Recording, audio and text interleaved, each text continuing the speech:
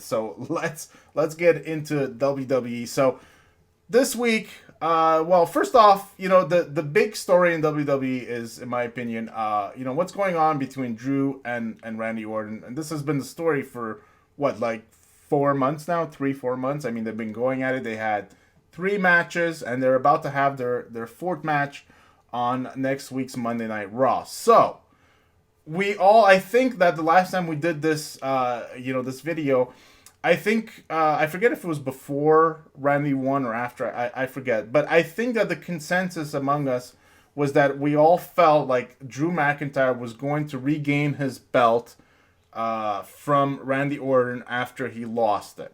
So, do we still feel the same? Do we feel like Randy Orton is going to lose against Drew McIntyre this Monday night on Raw and lose his championship belt? After last night, I'd say yes.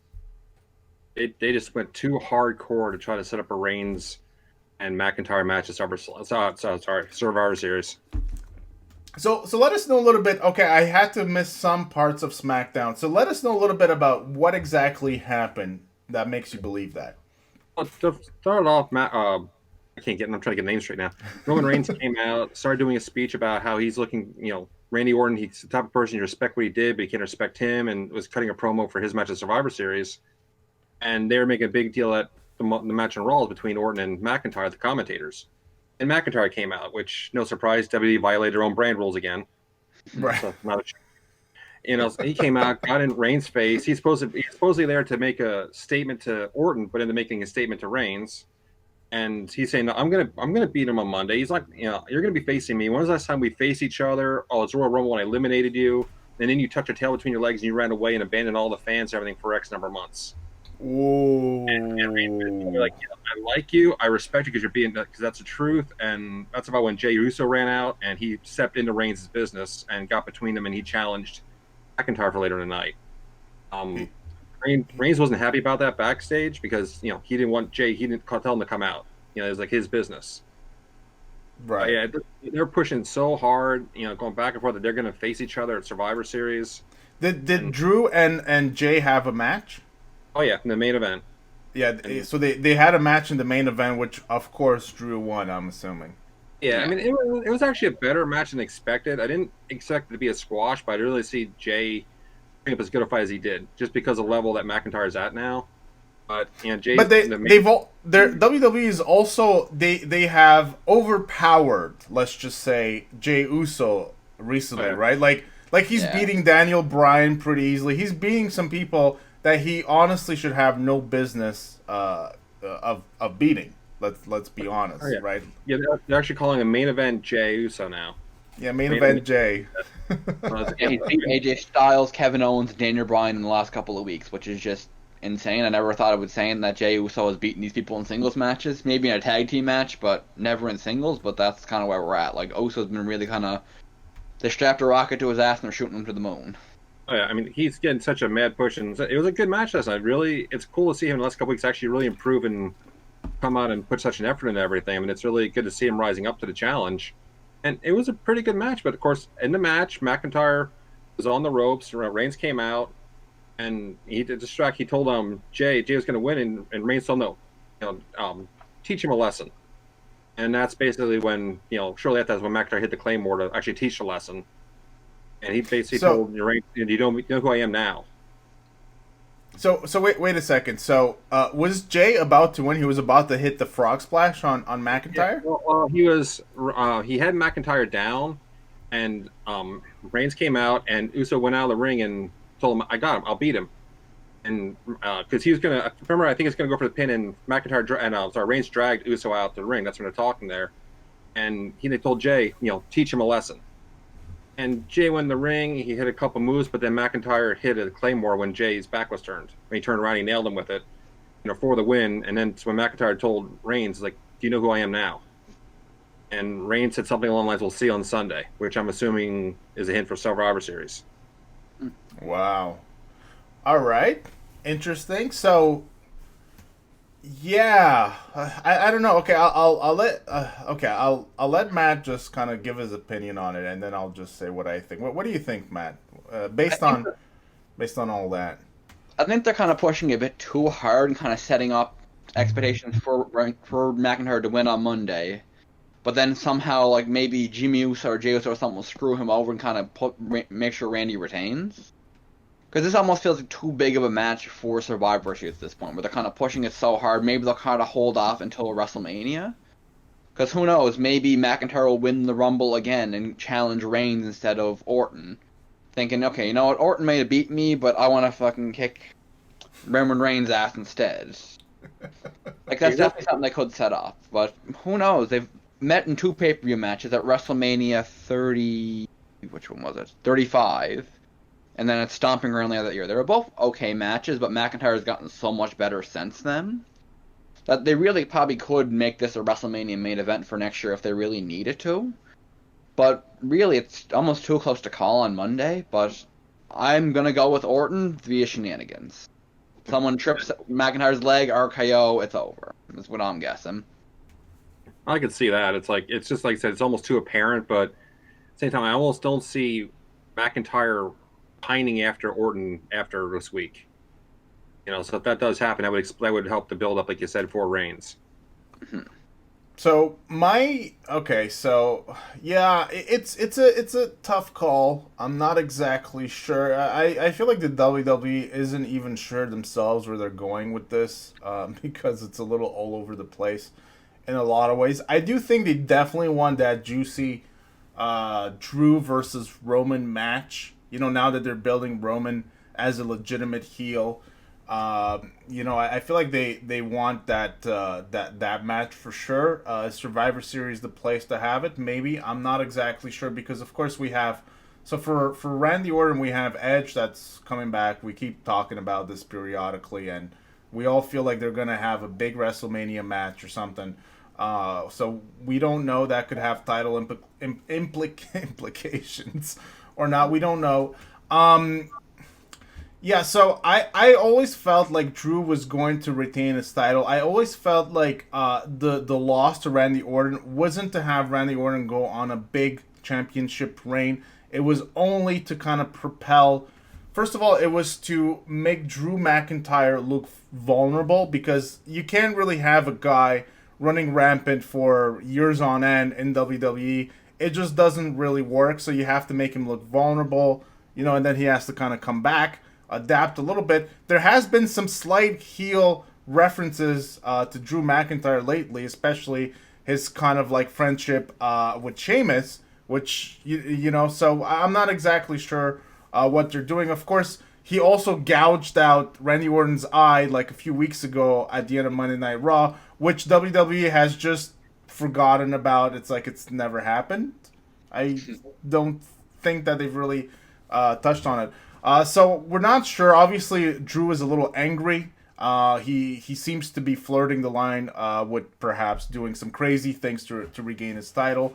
So we'll see. But that was always my opinion, that this whole loss to Randy Orton was just to propel Drew even more than it was to have Randy Orton go on months and months on end title reign. I don't feel like Randy being champion is good for the WWE. I don't think it's interesting, in my opinion. I don't know what else they can do with his angle besides have Edge return. I don't know if Edge is returning anytime soon. If he was, then I could say, okay, yeah, Randy's gonna keep his title, and then he's gonna go after Edge or whatnot. This is the other thing, guys. We saw, so The Fiend has been interfering a lot in Randy Orton's matches lately, right? Especially when it comes to Drew McIntyre. The Fiend was not on Raw this past week, unless I'm mistaken. I don't think he made an appearance on Raw this past week. So So my theory was that Randy Orton was going to lose by interference from The Fiend. Something, just the music playing, Randy Orton gets freaked out because he's been getting spooked out by The Fiend. Fiend's music plays, Randy gets spooked out. Claymore, boom, 1, 2, 3. Drew is the champion again. And then Randy goes on a feud with The Fiend, which I feel is really what they've been leading to a lot. But I don't feel like that feud needs a title in order to be relevant, right? No. Yeah, the Fiend's a monster. He's meant to destroy things. It's kind of like The Undertaker. Right. You put a title on him, maybe popular, but don't really need to talk because then who's going to beat him for the title? So I think he's just that monster. He's meant to gain vengeance against anyone that wronged Bray Wyatt. Right. So it's like you don't need a title for it. I mean, I think they could pull off a great feud without it.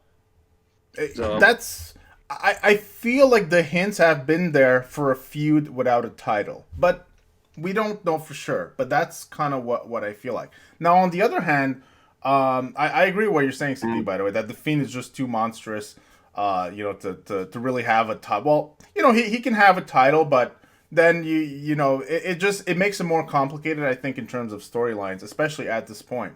On the other hand, let's say that Drew wins his title. So he goes on to face Roman Reigns at Survivor Series. Now, this match at Survivor Series isn't going to be a title match. It's just going to be a champion versus champion match, right? Yeah. Yep. Okay, so what else could the WWE be planning for Drew? Let's say that he wins on Monday, outside of this Roman Reigns feud. Yeah, that's kind of the tricky part because he's kind of already beaten everyone that's on Monday Night Raw, which is one of the reasons I thought they put the title over to Orton instead, kind of have some more fresh matches in the meantime. But I don't really know who there would be for Drew if he wins on Monday. Yeah. There's really no one else outside of possibly the Fiend for him to go with, and there's really no reason for them to pair up. It'd be more like Bray Wyatt versus him or something. I mean, really, it just feels because the W just announced like yesterday, I guess it was, that there are going to be no more house shows. They'll have no more live events that aren't televised. So it could theoretically be going the point they might be reducing the championships at some point and going back to having the two shows, just having one big roster, or put them on one show and then have like, say, the women's division on SmackDown or something along those lines. But if they're not doing the live shows, that would almost make sense. They might do something like that because otherwise, there's no one else for Orton to face. I mean, not Orton. I mean, for McIntyre to really face anymore, he's gone through the list, and they bring less. Well, that'll be one that people just sit there and boo from the very beginning. It's weird, right? Because it's almost like doomed if you do, doomed if you don't situation. I feel like with both. I mean, I understand Matt's point that Randy has more fresh opponents at this point. I guess it's just personal. I don't really care to see a Randy reign. I feel like we've seen it all before. We know exactly what he's about. It's not, to me, it's not super interesting. So it's just, I guess it's just a personal opinion. But I feel like both kind of paths have some issues at this point. And so, yeah, it's a little complex. I feel like perhaps at this point, a Drew versus Roman rivalry might really be the optimal solution, but of course they're on different brands, so can the WWE do something like that? Can they have a sustained rivalry between the two? Because of course, if somebody loses, and somebody will lose at Survivor Series between the two, will the other person be able to stomach it? Now, we've seen Roman be very vengeful lately, right? And not able to deal with any kind of setbacks. So he won't be able to stomach a loss. And we've seen Drew kind of similar, lately. So it's going to lead, no matter what happens, logically speaking, it should lead to an extended rivalry to settle the score. But I don't know. I'm just going to throw an X factor in there, and it's The Miz with the Money in the Bank Championship. Yeah. Yeah, good point. The only problem there is, for Miz, to be a matter of survival, because whoever loses the Survivor Series, who's he going to pin? Because if he pins Reigns, he's going to SmackDown, and Reigns will be hunting for him. If he pins McIntyre, he's stuck on Raw, and McIntyre's going to be hunting for him. So he's almost like, he's a little rabbit that stole the coyote's dinner type of thing. It's like, yeah, I mean, he could go in there, he wins it, but then, okay, where do you go from there? Because, I mean, I do like The Miz, but he's the type, he can get slaughtered pretty easily by the big guys. Or he can put up a fight, but it's almost like a Daniel Bryan thing, unless you actually have that really big push with him. Is it going to last that long? And there is an albatross on his neck where he's credited for almost killing a W championship when he's a champion before. He's on the one site had it listed, he was one of the lowest grossing champions in W history in the United States. No surprises there. I mean, does anybody like to see The Miz as champion? I think that'd be. I think he deserves a shot again, but I don't know. it's gotten a little like so just like Daniel Bryan's yes kicks and things like that. It's like he just kind of almost has to reinvent himself. Mm-hmm. And that's the biggest thing. He hasn't reinvented himself in like the last 10 years, really. At least not that I've seen. Yeah. Personally, I think it'd be hilarious seeing like at the end of the Orton McIntyre match, Miz cashes in, has to face Roman at Survivor Series, and just gets absolutely mauled in the match. Like a 2-minute squash, just he gets speared, he gets choked out, it's done. He's just a corpse at ringside at the end of it. I think that'd be hilarious. I don't know if probably will pull the trigger on the Money in the Bank just for that moment. He is an X factor in the next couple of days, though. Like he really is, right? Impact on Sunday, he really kind of controls his own fate right now. Yeah, so yeah, I'm glad CP you brought it up because as I was talking before, I had this monologue. I was trying to think.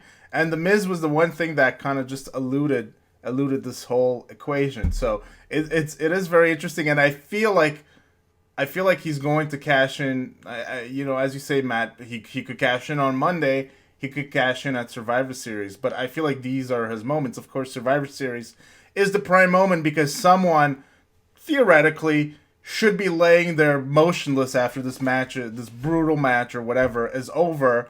And so this is going to be prime time for Miz to cash in on whoever is laying there motionless. It's a no-brainer at this point. Is the WWE going to do it? Are they going to pull the trigger? I don't know. Honestly, I would like them to because I think in a way, if they do it right, it could turn up being like a Shawn Michaels Diesel type of feud. With obviously Reigns or McIntyre being better than Diesel. Yeah, I'm a big Diesel fan. I know I'm the only one, but I'm a big Diesel fan. Yeah, I liked him better when he's Kevin Nash in WCW. As Diesel, it's kind of but it's like, I mean, that intro music was killer though. That intro music was going for him. Yes, he never lived up to the intro music. I think we said that in the chat before. Yeah, it's like God love him. He's a good guy. He's a good wrestler. But yeah, just at that point in time, it just did not click for him. I mean, I could really see it just being one of those type of feuds, like whether it's Reigns chasing after him, and he does have the other added part where John Morrison will willingly sacrifice his body to protect the Miz. So if Miz pins McIntyre or even pins Reigns, Morrison will do everything he can to hold Jey Uso off. And then to buy time for him to Miz to get out with the belt at Reigns' hands. He will do everything he can for it willingly. So Miz has a couple things going for him that the others don't. So it's right. I think it'd be nice, but just to change it up a little bit, and it could also be a great way to turn because Miz was at his best a couple years back when he was a face when Shane McMahon was challenging him, near feuding. Everyone loved the Miz then, for the most part. And he had a huge surge. So if they do that could actually turn him face. If McIntyre goes that real dark place where he wants his title back, does almost a Nikki Cross type of psychotic turn. And I think it gets to be fun, even for a couple months, it'd be entertaining before he'd probably get slaughtered. Eventually McIntyre, someone else will get a hold of him. Mm-hmm. He's just the angle is going to be that Miz is just going to keep running away, because you don't go from getting beat in a handicap match, as Miz and Morrison did versus Drew McIntyre like a week ago, to being a dominant champion. That's just not going to happen. So it's going to be this kind of running away gimmick if he does get the belt from either Drew or Roman. Now, I'm not sure because they've already played out this angle with Drew over the past few weeks, right? Drew kind of getting into Miz's business when Miz was about to cash in on Randy and stuff.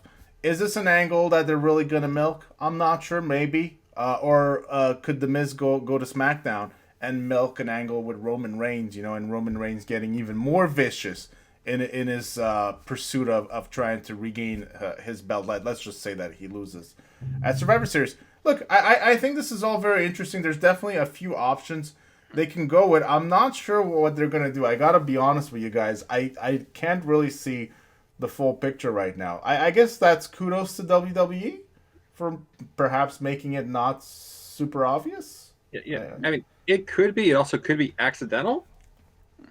Because let's go with SmackDown. You can tell it's a transition period in SmackDown. Triple H is there. It's almost kind of more clunky in a way, So it could be almost an accidental happy accident. Right. They had something planned, but it works out. But it's like, okay, we'll go this angle. Right. And there's one other angle with the Miz that no one here has considered. and that's that he can go for any world title in WWE, and that includes the NXT Championship. Mm-hmm. Right now, Finn Balor has been out of action since the 4th of October with an injury after the match with Kyle O'Reilly. He's had to show up on NXT this week to kind of address the injury of the status of the championship. If they need to take the belt off Finn Balor for the moment, they could very easily have Miz slip in there, become NXT champion, and he's kind of the anti-NXT in his style and everything. He doesn't have to really deal with the big guys down there. He'd kind of completely kind of changed the landscape of that brand a bit, and that's something we can definitely consider because, like Daniel was saying, if he cashes on either McIntyre or Roman Reigns, he's dead meat once he gets caught. Right. In NXT, he's being the tallest person down there for a while. So he can kind of pick his way through the roster there, kind of bring that slower WWE main roster style down there, become the biggest heel in the brand for quite a while. Like, there's a lot of fresh matches and all that for him down there too. It's an option they might explore, but they never they've thought about it. The NXT Championship with the Money in the Bank contract. This would be like going the Charlotte Flair route, right? Exactly.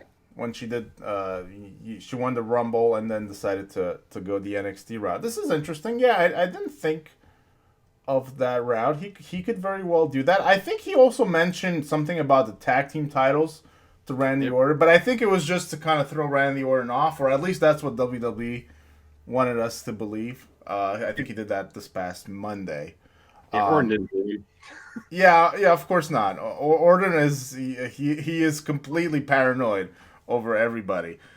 All right, so I think we kind of cover all the bases for this. Is there any other angles that we should really discuss at this point, or is it really mainly about the World Championships on either brand? There is a fresh one's coming up. They finally, thank God, finally ended the Seth Rollins Rey Mysterio feud. Yep. And it ended it because in a no holds barred match because Murphy turned on Rollins and hit him with a running knee. Yep. And now Rollins is hell bent on destroying Murphy next week. So it's gonna probably go to the part where then Rollins will be injured or whatever to leave to spend time with Becky Lynch in the next month or so while she's expected to give birth. Yep. So Murphy played Rollins last week on a SmackDown, I believe, right? When he kind of had this moment of kind of going back to being Rollins' his disciple. He even came out last night at ringside. The Mysterio fan was in Ray's corner, and there was no interference except at one point when I think Dominic tried to help Ray and Rollins took him out. But it's like there was really no interference except at the end they're both laid out in the ring. Murphy helped Rollins up, handed him a chair, and then he hit him with a running knee. And afterwards he's accepted by the Mysterio family. They all shook his hand, they embraced him, and it's like, and I'm like I said, I'm just ecstatic that it's finally over. Yeah, this angle's been going for God. When did that start?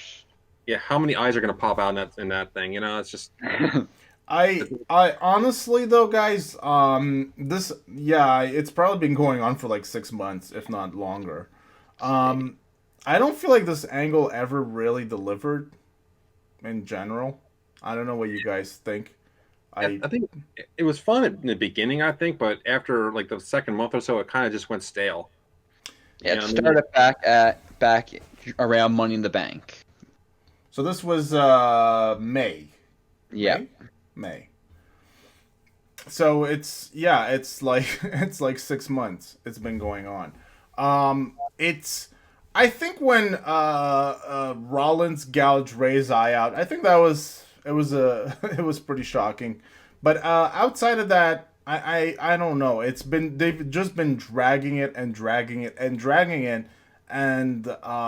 we all knew kind of the finale, which was going to be that Murphy turns on Rollins, and although Murphy had already turned on Rollins, but the Rey Mysterio family took some time to accept him. They didn't accept him and everything, and now we also have the whole romance with Aaliyah, and it's just, I don't know, guys. It's just been kind of like this jumbled mess, in my opinion, and it's never really quite fully delivered. I mean, when you have a 6-month-long angle, you expect it to be really engaging, really interesting, something that people want to see.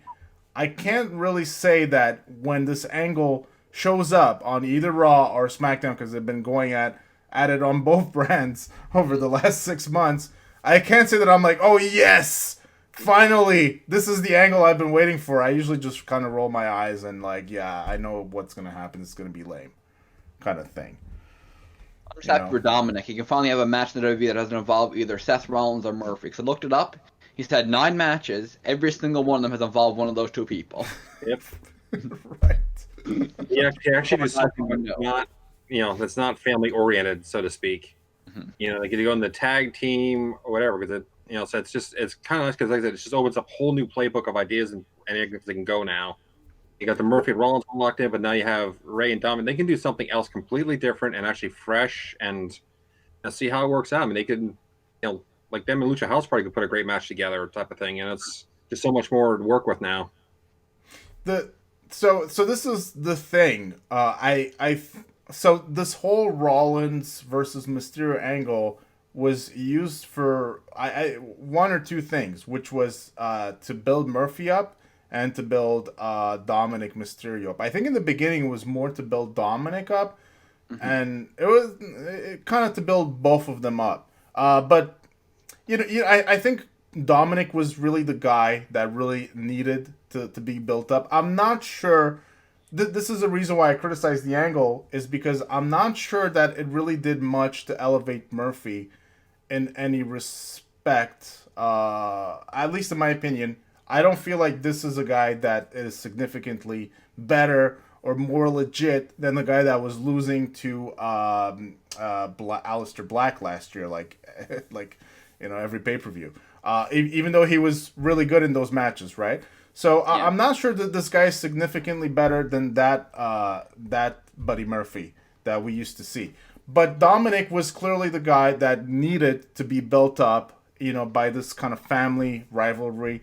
And I guess he has to some extent, but he hasn't really been built in terms of wrestling outside of this angle. It's been all about this family feud. So does Dominic hold any credibility outside of this feud? And I think this is what we're going to see now. They're going to have to get Dominic to wrestle outside of this, and we will see. Does Dominic make it, or does Dominic not make it? I'm not sure, but he's a young guy, so he's had to learn during this whole process. He's had to get better. So we'll see if it really sticks around, Dominic. I don't know what you guys think about that whole thing. I remember around when he made his debut, there was talks he was going to go down to NXT. He had a mask and new gear made up and all that, but then I kind of dragged this angle out. So who knows? Maybe he'll kind of finish off the 2020 on the main roster and then kind of move down there, kind of go to the Working Performance Center, really hone his skills, because he's only 23 years old. He made his debut at SummerSlam. He was impressive from the start. He clearly has Rey Mysterio's incredible DNA in there, but he really does need to kind of refine everything, and I think we will see him kind of disappear off the main roster before long to kind of go down, find himself away from his father, and kind of develop as a future star for the company. Yeah, I do remember hearing that Ray wanted to be protective of his son when he started in, so I think that's why they did the angle. That Ray wanted to be right there with him, make sure nothing stupid happened, nothing crazy happened. And he did say he wants to don the mask and be Prince Mysterio, but you got to do a storyline right, so that would make sense. He just disappears for a while, and then he comes back in NXT as Prince Mysterio. Yeah. Wearing a mask, everything else. So it's like, the whole thing I think was just more Ray just wanted to make sure his son was handled right from the beginning. And, if he's satisfied with it, they could go their separate ways. I mean, I wouldn't be surprised seeing him in a couple tag team matches here and there, but I think they're finally, Ray might be comfortable to let his son go off and do his thing now. Yeah, and then once Dominic is ready, have that big match at WrestleMania, have Ray be sent off by his own son, because let's face it, Rey Mysterio's not going to go much longer. The guy's already went through 75 knee surgeries. He doesn't have much left down there. It's painful to watch him move every now and then, especially seeing how much bigger he's got in the upper body. Yeah, that does not help his knees out. His day is going to come sometime soon. I think it's going to be Dominic that finally retires. I mean, that's kind of a good way to go out. Have your son take you out, kind of pass that torch literally on to his son, carry that legacy going forward. Yeah. That's interesting. Yeah, I agree with that. It would be a nice kind of emotional match to have, kind of like, you don't see a lot of father and son matches, right? You see more like brother versus brother matches, like Cody versus Dustin and things like that. But if this happens, it might not even be like a nasty buildup. It might just be, Yeah. kind of like Dominic versus his father and just a showdown to see who's Yeah. got it. If Dominic's ready to carry that Mysterio mantle going forward. That's right. Yeah, exactly. And so, yeah, I can totally see that. I can also definitely totally see Dominic disappearing. I've thought about this for a while because he doesn't really have much going in terms of storylines outside of this angle, and this angle, is at its end. So I'm not sure what WWE can do with Dominic. So I think it might benefit him to kind of start making really making his own way outside of this family angle. That was, I agree, it was kind of there to shelter Dominic in a lot of ways. In terms of developing, in terms of the storytelling, in terms of everything, he was kind of sheltered through this angle. I think that's pretty obvious. And I don't think that's necessarily a bad thing, but definitely for Dominic to make that next step to really become legit, he's gonna have to do something on his own. And if he can go to NXT, do that, I think that could definitely work for him in his favor.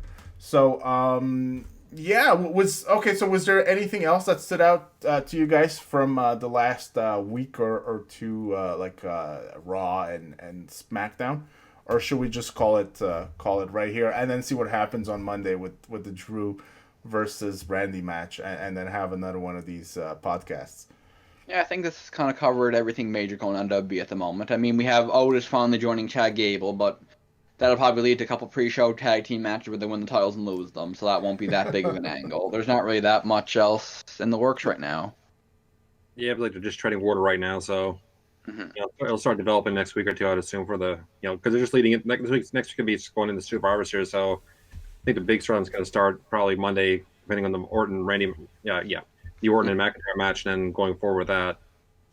Yeah, the whole, I'm still disappointed in the whole Otis thing. I still, I don't want. I think we spoke about this last time we did this, but I'm just not happy about what WWE did to Otis. I am just not, and whatever. That's all I can say. I mean, to go from holding Money in the Bank to being put in a tag team with Chad Gable, it's not that I don't like Chad Gable, but the WWE has been screwing Chad Gable more than anybody this past year or whatever, right? From all the name changes to just not really knowing what to do with this guy, outside of losing to Sheamus week after week after week after week after week after week after week.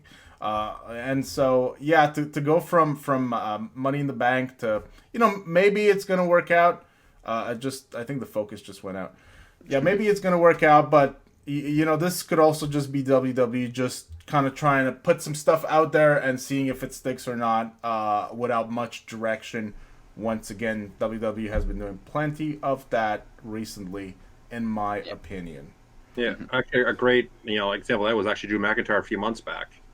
Apparently, everything I heard, his feud with Rude and with Bobby Lashley were basically him going to McMahon and management and saying we had great chemistry and impact in TNA. Let us face off, and that's basically what he kind of, they worked, the management and letting him do those feuds because almost like they didn't have any idea where to go.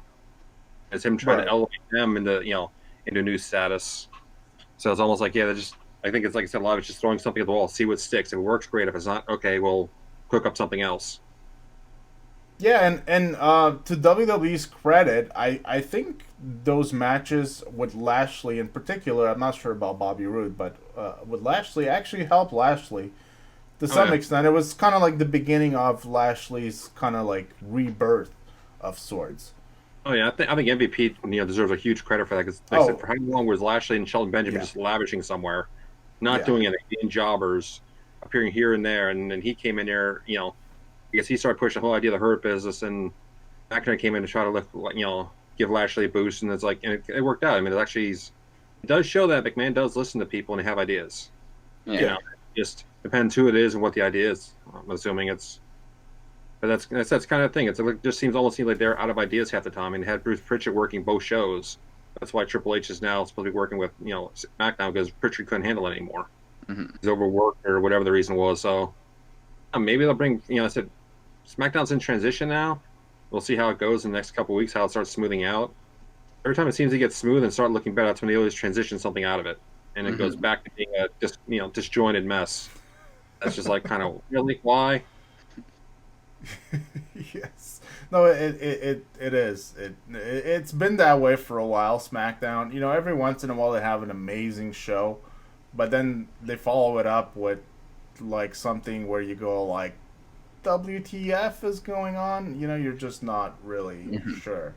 So, so we'll see what happens.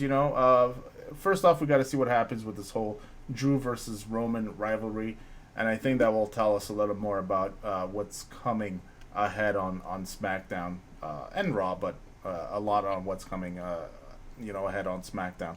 So okay, so I think we're gonna leave it right here. We'll do another video next week. So all right, thanks Matt, thanks CP.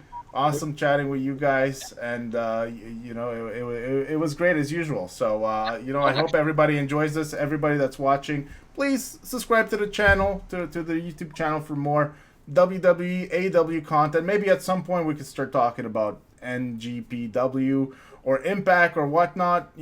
Maybe we can do some of those if people start watching. I know you guys, Matt, you like NGPW, you like Impact, so maybe that could be in the works in the future.